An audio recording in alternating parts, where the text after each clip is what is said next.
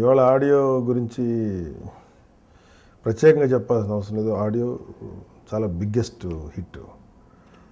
అంటే ఇది before రిలీజే audio మాకు విపరీతమైన సాటిస్ఫాక్షన్ వచ్చింది. ఖచ్చితంగా ఈ ఆడియో ఒక బిగ్ సక్సెస్ అవుతుంది చెప్పి అప్పుడే అనుకున్నాం. కానీ అంటే ఎక్కడో చిన్న డౌట్ ఉంటుంది, అన్ని పాటలు బాగుంటాయా లేదా కొన్ని పాటలే బాగుండి ఆడియో సక్సెస్ అవుద్దా. ఒకసారి ఏంటంటే ఒక 3 పాటలు బాగుండి మిగతా 3 పాటలు ఫాలో అప్ సాంగ్స్ లాగా అయ్యి ఆడియో సక్సెస్ అవుతుంది. అలా అవుతుందా, 6 పాటలు సక్సెస్ అవుతాయి అనేటువంటి చిన్న డౌట్ మాత్రం ఉంది. దేనికంటే మాకేమో 6 పాటలు బాగున్నాయి, 6 పాటలు ఆ రేంజ్లో ఎక్కుతాయా అనిపించింది. కానీ ఇవాళ రెస్పాన్స్ చూస్తుంటే 6 పాటలు కూడా సక్సెస్ అయినాయి. ఈ మధ్యకాలంలో ఏ సినిమాలో కూడాను ఒక పాట 2 పాటలు 3 పాటలు బాగుంటుంది, మిగతా ఫాలోఅప్ సాంగ్స్ లాగా సక్సెస్ అయినాయి తప్ప ఇది 6 పాటలు 6 ఎక్స్ట్రాడినరీ హిట్ అయినాయి. ఒక 5 ఏళ్లలో ఇంత బెస్ట్ ఆడియో రాలేదని మాకు ఆదిత్య కంపెనీ వాళ్ళు చెప్పారు. ప్రొడ్యూసర్ పాత్ర ఎంత ఉంది, డైరెక్టర్ పాత్ర ఎంత ఉంది అంటే ఆడియో సక్సెస్లో మేజర్ షేరు మ్యూజిక్ డైరెక్టర్కే వెళ్తుంది. ఎందుకంటే కథ విని ఆ కథకి ఇన్స్పైర్ అయ్యి ఈ కథకి ఎలాంటి పాటలు పెడితే బాగుంటుంది అని ఆలోచించి ఎలాంటి ట్యూన్స్ అయితే బాగుంటాయని డిసైడ్ చేసేది మ్యూజిక్ డైరెక్టర్. అతను డిసైడ్ చేసి ఇచ్చిన ట్యూన్స్కి కొన్ని మాకు నచ్చి కొన్ని నచ్చకపోతే రిజెక్ట్ చేసి మళ్ళీ ఇంకొత్తవి అందరు తీసుకొని ఇదంతా భాస్కర్ చేశాడు. అల్టిమేట్గా Bhaskar decision music director decision కలిపి ఫైనల్ డెసిషన్ ఇది బాగుందా, ఈ పాట బాగుందా బాగాలేదా ఈ ట్యూన్ అని చెప్పి భాస్కర్ మా దగ్గర తీసుకురావడం. అలాగే చరణ్ బాబు మేమందరూ 4-5 కలిసి డిసైడ్ చేసినటువంటి ట్యూన్స్ అయ్యి. బట్ దీంట్లో మేజర్ షేరు మ్యూజిక్ డైరెక్టర్కి మాకేం ఉంటుంది, ఎందుకంటే మేము బాగునేలే చెప్పగలుగుతాం తప్ప మేము చేయలేం కదా. సో ఈ పిక్చర్ తాలూకు audio success super duper hit అయినటువంటి క్రెడిట్ మ్యూజిక్ డైరెక్టర్కి ఎంతో కొంత భాస్కర్కి దక్కుతుంది. అంటే మాకు చరణ్ బాబు చిరుత చేయక ముందు అన్నయ్య గారు ఒక 3 సినిమాలు మనం చేయాలి చరణ్ బాబుతోటి, అంటే మన క్లోజ్ కన్సర్న్స్లో చేసి నెక్స్ట్ చరణ్ బాబుని బయటికి ఇద్దాము ఎందుకంటే అని ఒక చిన్న థాట్ఫుల్గా అనుకోవడం డిస్కషన్ పాయింట్ అనుకున్నాం. సో మొదట దత్తు గారు చేస్తే బాగుంటుంది, ఆయన ఒక కొత్త హీరోని ప్రొజెక్ట్ చేయడంలో దత్తు గారు ఆయన ఒక పేటెంట్, ఇంకెవరికి అంత లేదు ఇండస్ట్రీలో. కొత్త హీరోని ఇంట్రడ్యూస్ చేసేటువంటి దమ్ము కానీ లేకపోతే అలా బాగా తీయగలిగేటువంటి కెపాసిటీ ఉన్న వ్యక్తి ఆయన. సో ప్లస్ అన్నయ్య గారితో మాతోటి బాగా ఈ సినిమా పరంగా ఎంతో అనుబంధం ఉన్న వ్యక్తి.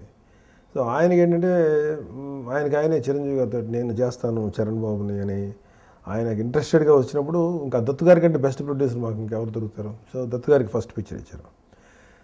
సో సెకండ్ పిక్చరు మేము చేద్దాం, థర్డ్ పిక్చరు అరవింద్ గారు చేయాలి, థర్డ్ పిక్చరు అమ్మ బ్యానర్ మీద నువ్వు చేయరా అని చెప్పి అన్నయ్య మాకు అప్పుడు ఇచ్చిన దాన్ని బట్టి ఆ ఆర్డర్లో వెళ్తున్నాం. సో సెకండ్ పిక్చర్ అరవింద్ గారు చేయటం, ఆ తర్వాత థర్డ్ పిక్చర్ నాకు రావడం జరిగింది. సో చరణ్ బాబు ఈ సినిమా చేసిన తర్వాత మగధీరాలంటే సూపర్ డూపర్ హిట్ ఇచ్చి ఒక మ్యాసివ్ హిట్ ఇచ్చిన తర్వాత ఒక ఇంటెలిజెంట్ బాయ్ లాగా బిహేవ్ చేసి చరణ్ బాబు చాలా తెలివిగా డెసిషన్ తీసుకున్నాడు. అంటే ఈ సినిమాని నెక్స్ట్ సినిమాని ఇంకొంచెం హెవీ క్యాన్వాస్లో బ్యాగ్ మాస్ సినిమాగా తీద్దామని ఆలోచించకుండా అసలు ఆ జానర్లోనే వెళ్ళకుండా టోటల్గా ఒక సరదాగా ఉంటూ ఎంటర్టైన్మెంట్లో ఒక లవర్ బాయ్ క్యారెక్టర్ లాగా, కానీ అట్ ద సేమ్ టైం ఒక మంచి పాయింట్ కావాలి, ఇలాంటి ఏదో ఒక కొత్త కథ ఒక టైప్ ఆఫ్ కథ చేద్దాం. నేను not only masses students youth కూడా దగ్గరుండే క్యారెక్టర్స్ చేసేయాలి.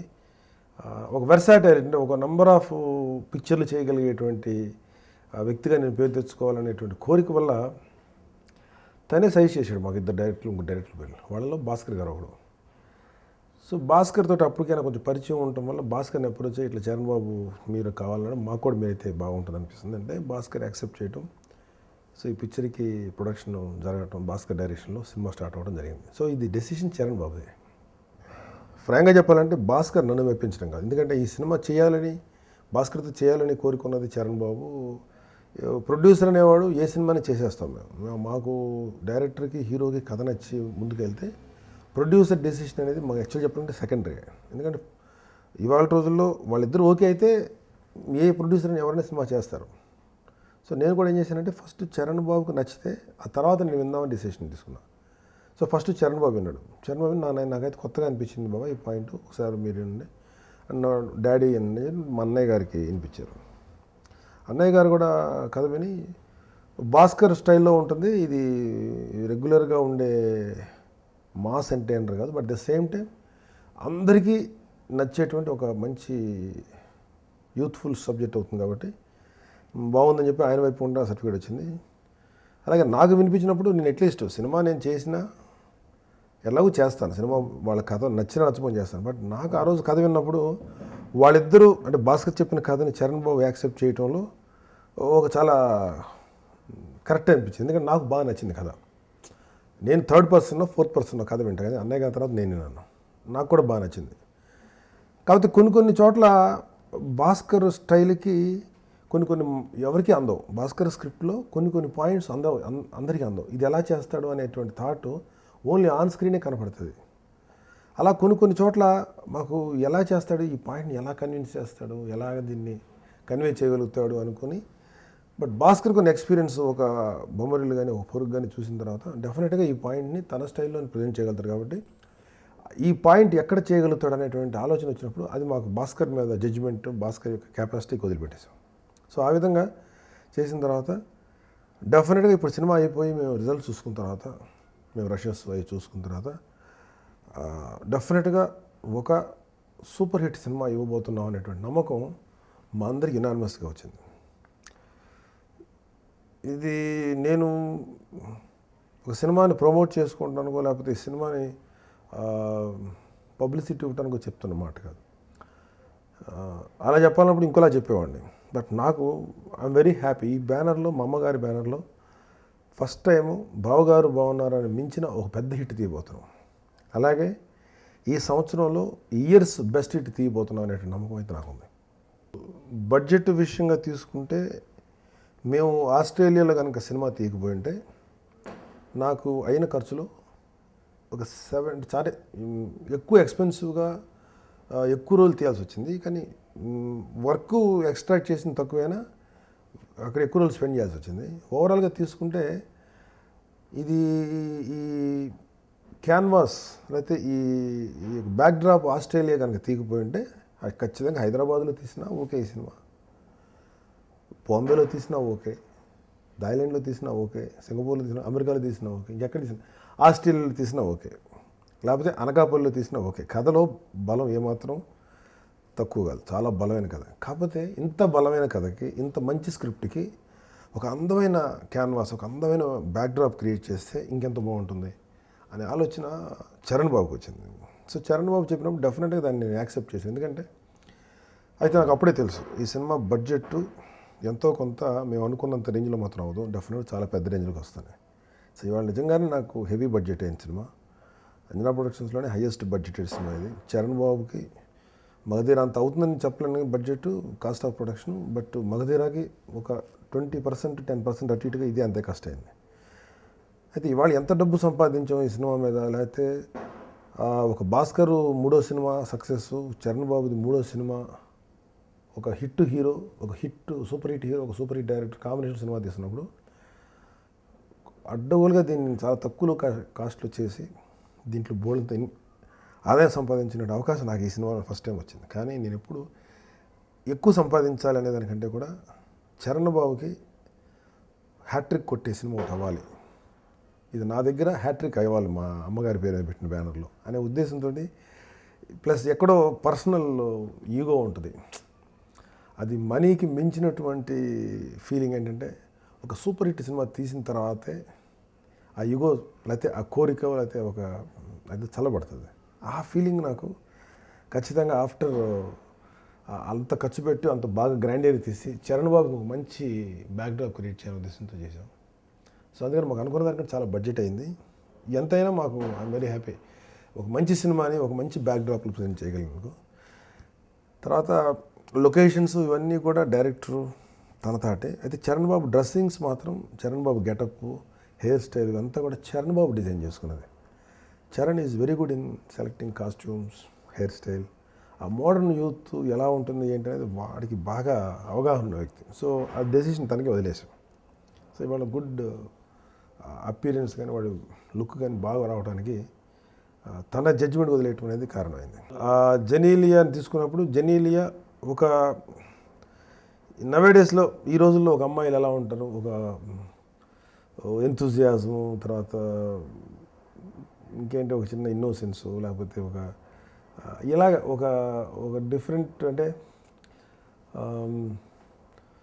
ఒక ఇన్నోసెన్స్ ఉంటూ ఎక్కడో ఒక క్యూరియాసిటీ ఉండి ఇలాగ కొన్ని లక్షణాలు ఉన్న క్యారెక్టర్ అది. దీనికి జెనీలియా బాగుంటుందని డైరెక్టర్ అన్నప్పుడు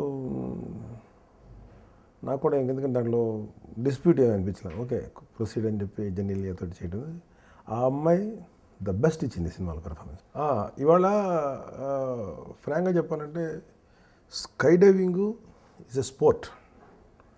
చంద్రబాబు చేసిన స్కై డైవింగ్ మానవాతీతమైనటువంటి చేయగలిగిన గొప్ప పనేం కాదు అది.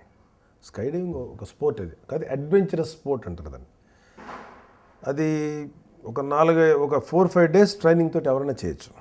కాబట్టి దాన్ని చేయడానికి కొన్ని అర్హతలు కావాలి. ఫిట్నెస్ కానీ, లేకపోతే పైనుంచి కిందకు చూస్తే అలాంటి వెర్టిగో లాంటివి లేకుండా ఉంటే ఎవరైనా చేయొచ్చు. సో బట్ చరణ్ బాబు ఏంటంటే ఆ ఎంతూజియాజము, ఆ అడ్వెంచరస్ స్పోర్ట్స్ చేయాలనే దానికి అడిగాం. ఎంతకాలం పడుతుంటే హార్డ్లీ 4-5 డేస్ 1 వీక్ లోపల జంపులు చేసి విత్ ప్రొటెక్షన్ సేఫ్టీ డివైజెస్ తోటి తర్వాత సోలో జంప్ చేసి ఒక మంచి సీక్వెన్స్ చేయడానికి చరణ్ బాబు ప్రిపేర్ చేశాడు. అంటే ఇదివరకు చిరంజీవి గారు లాంటి వ్యక్తి ఎంత పెద్ద హీరో బంజీ జంప్ చేసినప్పుడు అప్పుడు కూడా ఎవరికి తెలియదు ఎలాంటివి ఉన్నాయని. సో మనం ఎప్పుడైతే ఫారెన్ వెళ్ళి అక్కడ చేస్తున్నామో, ఎక్స్ప్లోర్ చేస్తున్నామో అక్కడే ఇలాంటివి దొరుకుతాయి, మనకి ఇండియాలో దొరకవు కదా. సో చరణ్ బాబు చేసింది మాత్రం మంచి ఒక అడ్వెంచరస్గా సరదాగా సూపర్ అనిపించే రేంజ్లో ఉంటుంది. అది స్కై డైవింగ్, ఎయిర్లో నుంచి డ్రాప్ అవుతూ ఆ ఫ్రీ ఫాల్లో అంటే వితౌట్ పారాచూట్ ఉంటుంది, పారాచూట్ ఓపెన్ అవ్వదు, అలా ఎయిర్లో నుంచి డ్రాప్ అవుతూ ఒక చిన్న స్ట్రగుల్, ఒక ఫైట్ లాంటిది ఉంటుంది. That is 1 minute and odd seconds ఉంటుంది. అది one of the highlight points of the film. అది ఏం కరెక్ట్ కాదు. ఎందుకంటే ఇప్పుడు మొన్న అరవింద్ గారి సినిమాలో చేయలేదా 100 Men ఎపిసోడు, దాని నుంచి ఎవరు చేయగలుగుతాం. అలాగే దత్తు గారు చంద్రబాబు చేసింది, లేకపోతే మిగతా హీరోలు చాలామంది చేశారు. అందరిలాగే నేను కూడా ఒక మంచి ఐటమ్స్, ఒక థ్రిల్స్ సినిమాలు ఉండాలని ఉద్దేశంతో నేను చేసింది తప్ప నా సపరేట్గా నేను ఒక్కడే చేసింది కరెక్ట్ కాదు.